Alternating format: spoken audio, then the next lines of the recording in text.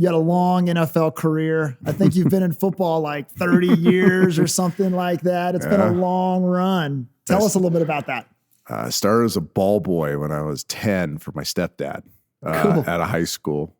He was an offensive line head coach and literally grew up on the back of a blocking sleds. You know, those blocking sleds, for those of you who aren't familiar with football, these big metal sleds with pads on them, and big guys hit them and push them. And I was the kid on the back, you know, at 10 years old, just holding on for dear life and running, getting water and balls and running errands and, you know, hiding out behind the bleachers when I didn't want to work hard. And started there and played every sport known to mankind growing up: golf, tennis, track, baseball, basketball.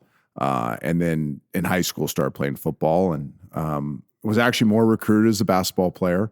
But my stepdad, being a football player, knew that my future was in football. So pushed me to pursue that. It was a good decision. Went to Fresno State.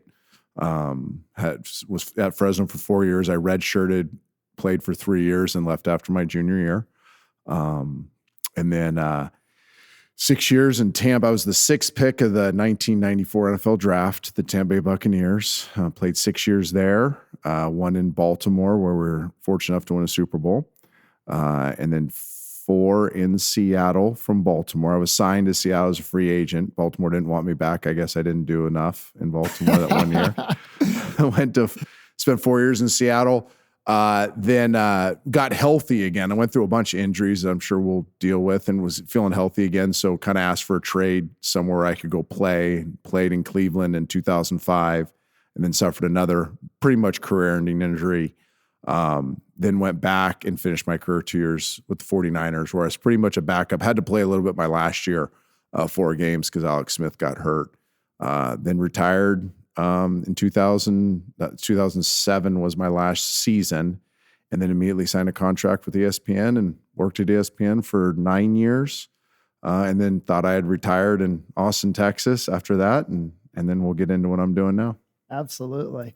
Well, I want to go to that moment where you're on the top of the football world. You're a Super Bowl winning quarterback. I'm sure that you reflected back on some of those things that you learned on the back of that sled as a kid. No doubt.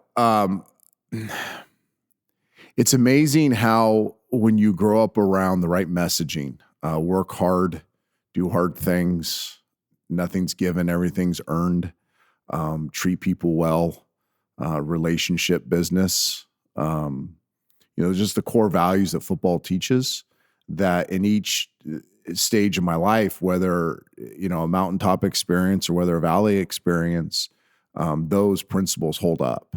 And so much of what I learned in those early years, formidable years, being a ball boy,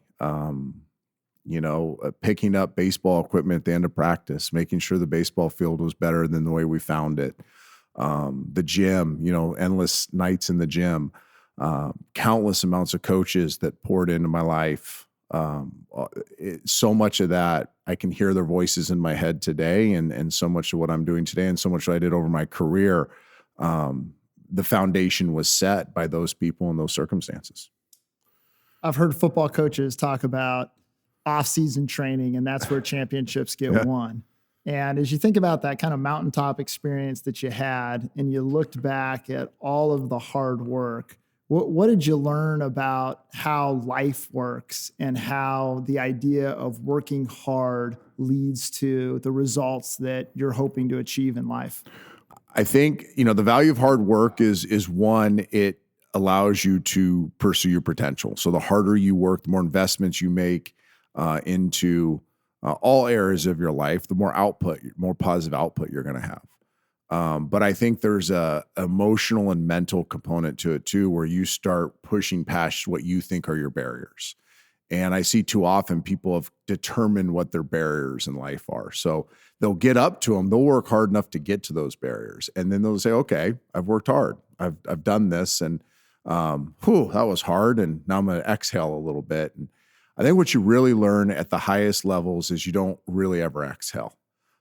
There might be a period of time at the end of a season, and I don't just mean a football season or a basketball season, a season of high competition, high stress, high performance, where you may need to get away and recharge the batteries. but you don't ever exhale in your pursuit of reaching your potential. I mean, I'm a big believer that we can't even comprehend the human potential that God has put in each one of us. It's really our mental and emotional limitations that create that barrier. And when you start pushing through that and testing yourself in a way that you didn't think was possible, and I'm not just talking about physical activity. I mean, this is intellectual capacity. This is emotional capacity. When you start breaking through those barriers, now you really start appreciating the hard work, because now it's just not about output. It's about potential output. And look what I've been able to perform. Let's use that word. I've been able to perform X. Well, now that I know to push through my barriers, I can perform triple X. And that's when the light goes off. And you're like, okay, I'm willing to do the stuff now that I hate doing. That's hard to do. That's uncommon. That it isn't like everybody else. That's countercultural, because I know the potential of the output that not just I can have, but the impact I can have on others to do the same thing.